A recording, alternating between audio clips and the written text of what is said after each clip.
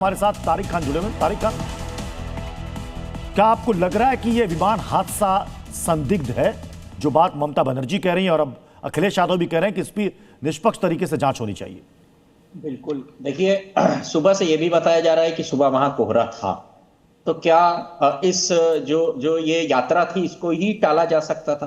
भाई सवाल तो खड़े होते हैं ना। हमने देश के कई नेताओं को, वो चाहे रेड्डी हो चाहे सिंधिया हो, उनको भी खोया है, उसकी भी जांच हुई है। और एक जिम्मेदार विपक्ष, पहले तो हम परिवार के साथ और उन लोगों के साथ खड़े हैं, लेकिन अगर ऐसे सवाल उठ रहे हैं तो जांच कराने में, और अगर कोई जांच से भाग रहा है उसका मतलब है उसके मन में कोई ना कोई चोर होगा। ये तो सभी को कहना चाहिए। यहां पक्ष और विपक्ष कहां है? इस तरीके की घटनाओं पर पक्ष और विपक्ष नहीं है। तो क्या डीजीसीए की जांच पर भरोसा नहीं है?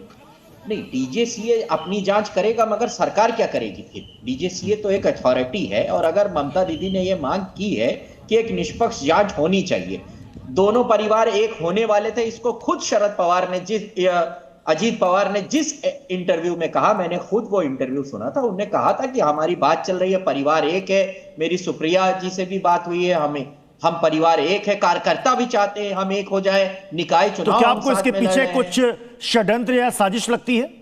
बिल्कुल हो सकता है, बिल्कुल, क्यों नहीं हो सकता? क्यों नहीं हो सकता? आप ये बताइए कि क्यों षड्यंत्र नहीं हो सकता? क्या भाई लगातार ये बात सुबह से मैं चैनल्स पे, कई चैनल देख रहा हूं कि कोहरा था, क्या इस यात्रा को टाला नहीं जा सकता था? कई बार वीआईपीज, और एक बार हम अपने विपक्ष के और पक्ष के नेता, खासकर मैं विपक्ष की कह रहा हूं, उनकी सुरक्षा को लेकर बहुत न्यूनतम गंभीर भारत सरकार। मैं जितने विपक्ष के नेता जुड़े हुए हैं, आप ही के सवाल का जवाब देंगे। वीरेंद्र जी एलजेपीआर से हैं।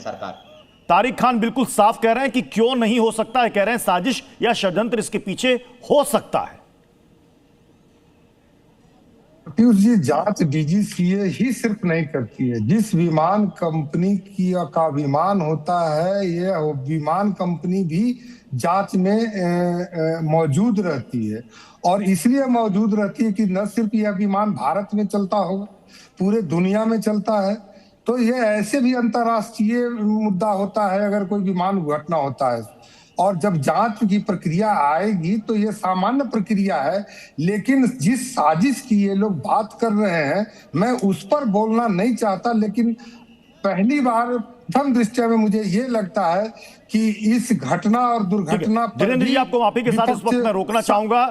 इसी से जुड़ी एक और बड़ी खबर आ रही है, जल्दी से वो बड़ी खबर दर्शकों तक पहुंचाते। चश्मदीद का एक बड़ा बयान सामने आ गया है इस विमान हादसे को लेकर। विमान में भीषण आग लगी थी, ये चश्मदीद बता रहा है कि विमान में भीषण आग लगी थी। हमें लगा रनवे पर लैंड करेगा, करीब 100 फीट से वे विमान गिरा है, जो चश्मदीदों ने वहां पर देखा है।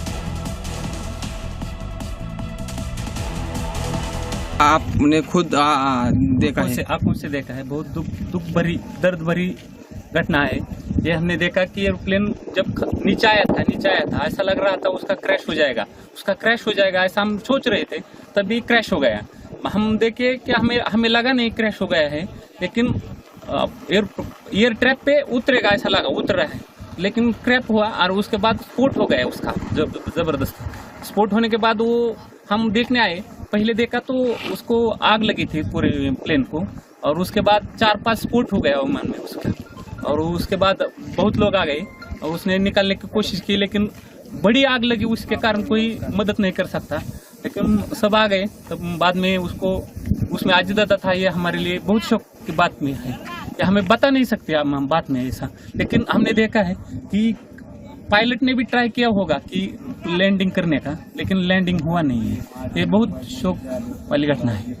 हमने देखा पूरा एक नीचे आ रहा था, ट्रैप पे आ रहा था, ट्रैप के नजदीक 100 फुट से नजदीक आके गिर। इस बीच दर्शकों को एक वीडियो दिखाते हैं। ये एआई जनरेटेड वीडियो है, और इसके जरिए ये हम समझने की कोशिश कर रहे हैं। देखिए, ये मुंबई से ये विमान ये टेक ऑफ करता है, यानी कि ये उड़ान भरता है, जिसमें अजीत पवार महाराष्ट्र के डिप्टी सीएम जिसमें सवार रहते हैं, और उनके साथ साथ 2 क्रू मेंबर्स, और उनके 2, एक इसमें पीएसओ और एक उनके साथ एक सुरक्षा कर्मी रहता है। नहीं, कुल 5 लोग इसमें सवार होते हैं, जिसमें अजीत पवार भी बैठे रहते हैं। और ये इनको बारामती लैंड करना था, लेकिन इसी बारामती में रनवे से कुछ दूरी पर यह विमान देखिए किस तरीके से क्रैश कर जाता है, आग के गोले में तब्दील हो जाता है। फिर से हम आपको तस्वीर दिखा रहे हैं, कुछ इसी तरीके से एआई जनरेटेड वीडियो है। कुछ इसी तरीके से मुंबई से यह विमान उड़ा और जाकर वो बारामती में जहां पर उसको लैंड करना था वहां ये क्रैश हो गया।